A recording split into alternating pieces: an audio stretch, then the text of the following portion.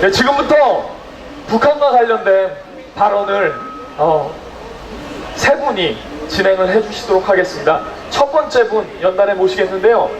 북한의 해방을 위해서 서울대 석사과정 김보라님, 혹시 대자보 보신 적 있으신가요? 김보라님, 네, 대자보의 주인공입니다. 큰 박수로 환영해 주시면 감사하겠습니다.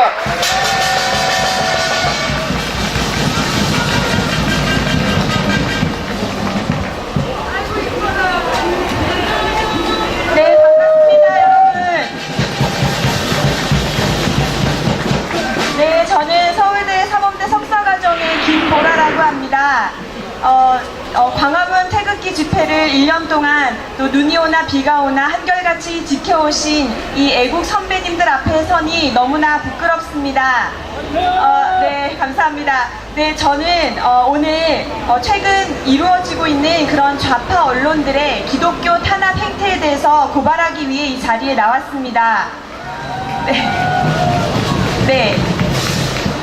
지난 목요일 한겨레일보에서 일면에 동성애, 난민 혐오, 가짜 뉴스의 공장은 에스더였다라는 제목의 글이 대서특필되었습니다. 그 내용인 즉슨 한국의 대표적인 기독교 선교단체인 에스더 기도운동이 동성애와 난민에 대한 가짜 뉴스를 퍼뜨림으로써 극우 세력의 본거지 역할을 했다라는 것입니다.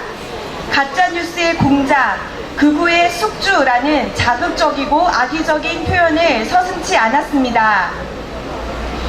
네, 이것을 취재한 한겨레 기자는 에스더가 기독교 선교단체가 탄핵 때 태극기 집회를 선동했다. 그리고 이스라엘 국기를 들면서 선민사상 같은 이단 사상을 퍼뜨렸다. 심지어는 2012년 대선에 국정원을 통해서 선거자금을 받고 활동했다라는 지어낸 얘기라고 해도 너무 어이가 없는 그런 거짓과 음해성 기사들을 제조하고 있습니다.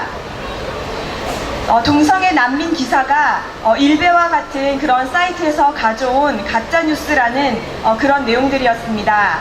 하지만 언론기관도 아닌 일반 기독 시민들이 모인 선교단체가 이런 가짜뉴스를 만들어낼 그런 능력도 여유도 없습니다. 네, 그러나 그들이 극우라고 몰아붙이는 사람들은 일개의 굉장히 순진한 시민들로서 국민일보, 한국일보, 매일경제, 그리고 허핑턴 포스트 등 국내외의 여러 가지 기사를 접하고 나라를 우려하고 걱정하는 마음으로 양심에 비추어서 행동하고 기도하신 순진하고 순전한 기독교인들이었습니다. 네.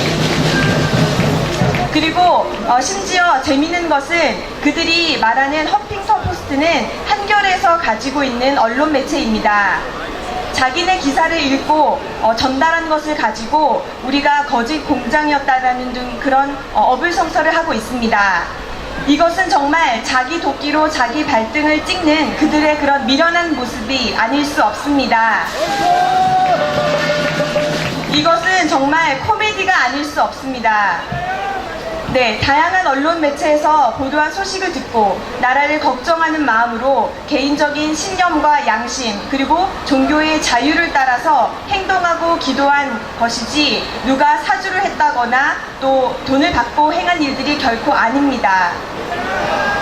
네, 기자들에게 수많은 관련자들이 이것이 아니라는 해명을 수차례 하였지만 기사를 취재한 박준용 기자는 그들이 원하는 대답만을 들었고 또 그리고 그런 것들 증언들을 모두 다 무시하고 자신만의 시나리오를 작성해서 한겨레 1면과 4면, 5면에 특집 기사로 실었습니다. 네, 이 젊은 기자가 도대체 무슨 믿는 구석이 있어서 이렇게 파도 증거가 나오지 않는 사실을 겁도 없이 특종으로 실었겠습니까? 누가 뒤를 봐주는 사람이 있지 않겠습니까? 여러분, 한겨레가 어떤 언론입니까? 한겨레는 문재인이 변호사 시절 2억을 은행에서 대출받아서 기부한 언론입니다. 언론이 진실을 보도해야 된다라는 생명과도 같은 그런 기본 정신을 버리고 권력 앞에서 그 진실 이상의 다른 어떠한 목적을 가지고 그들의 펜을 휘두를 때 그 펜은 소수를 향한 힘없는 시민들과 사회 약자를 향한 횡포가 되는 것입니다. 한 사회가 결코 핵폭탄으로 무너지는 것이 아닙니다. 거짓을 그럴싸하게 써내려가는 펜대 아래서 우리 사회가 무너지는 것입니다. 네. 거짓 언론들이 이 대한민국 사회에 얼마나 많은 해악을 끼쳤습니까? 기자들이 써내려간 정황과 억측으로 끝나는 신문기사 몇 조가리로 대통령을 끌어내리는 데 일조했고 법정에서 대통령 탄핵에 대한 증거 자료들은 결국 다 신문 기사들이었습니다.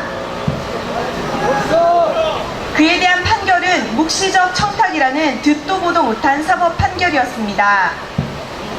기사 어디에도 사실과 팩트는 없고 악의적인 기사들이 국민들의 눈과 귀를 멀게 했습니다. 대통령의 잘못된 탄핵에 대해서 무엇이, 어떻게, 왜 잘못되었는지는 설명하지 않고 대통령은 무조건 탄핵되어야 되는데 그것을 반대하는 사람들은 친박이고 일베고 극우고 적폐 세력이고 사회 악이다라는 식으로 연일 보도하였습니다. 양심에 비추어 논리적으로 판단하고 생각하는 수많은 국민들을 타도해야 할 대상으로 규정해버렸습니다. 이것은 이미 보이지 않는 밧줄로 우리를 동여매기 시작한 것입니다. 이제는 그 펜의 끝이 청와대의 박근혜를 향하는 것이 아니라 대한민국의 기독교를 향하고 있는 것입니다. 이것은 대한민국의 기본 가치인 종교적 자유, 표현의 자유, 신념의 자유를 심각하게 훼손하는 것입니다. 이것은 비단 에스더라는 작은 선교단체뿐만 아니라 대한민국 기독교 전반을 혐오 집단으로 규정하고 매도하고 있는 것입니다. 최근 이런 와중에 황희석 법무부의 인권국장이 기독교는 혐오 집단이라는 그런 폭언에 기독교계가 분노와 경악을 금치 못했습니다. 그렇게 동성애자들, 에이즈 환자들의 인권 하는 한겨레는 북한 인권 문제 앞에서는 어떤 태도를 보였습니까? 그들은 늘 이율배반적인 태도를 보였습니다.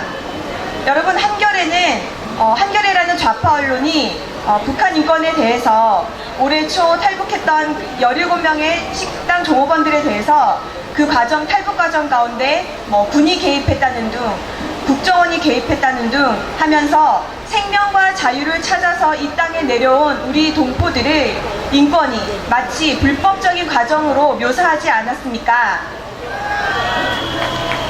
이것은 반인권적일 뿐만 아니라 비윤리적이고 정말 비열한 태도였습니다. 늘 자기 듣고 싶은 것만 듣고 말하고 그리고 그것에 대해서 근거를 가지고 이야기하는 사람들은 다 가짜라고 규정 지어버립니다. 그들은 가짜와 진짜를 가르는 기준이 바로 자기들 자신이라는 오만과 독선에 빠져 있습니다. 그리고 그 오만과 독선의 권력 집단이 횡포를 부리는 사회가 바로 전체주의 독재 사회입니다. 여러분, 대중은 너무나 미약합니다. 나치의 반복적이고 위압적인 선동 앞에서 많은 국민들은 이성을 잃었습니다. 그리고 수천 년간 인류의 역사 속에서 종교 탄압, 박해와 또 민족 학살들은 이러한 특정한 사람들에 대한 잘못된 호도로부터 시작되었습니다. 양심을 지켜 용기를 갖고 우리의 종교적인 자유와 신념의 표현을 위해 외쳐야 하는 때가 되었습니다.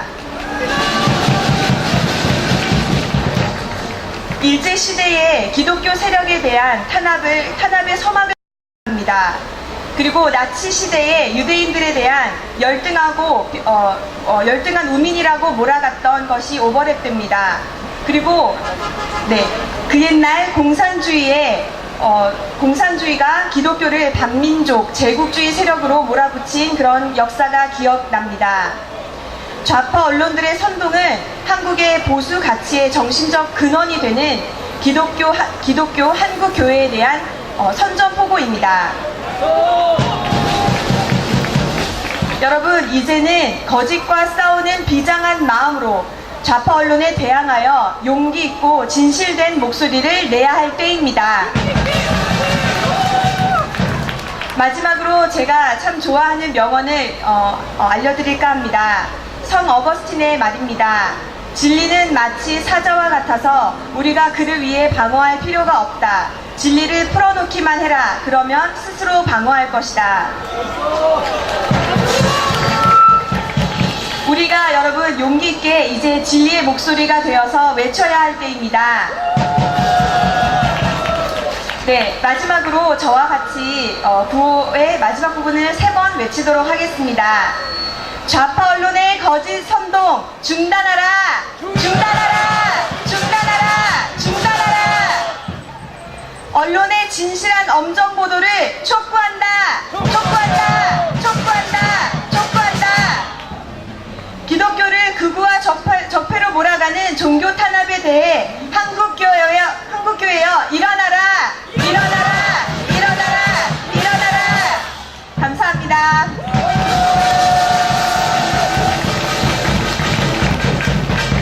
여러분 너무 예쁘죠? 네, 큰 박수 다시 한번 부탁드리겠습니다.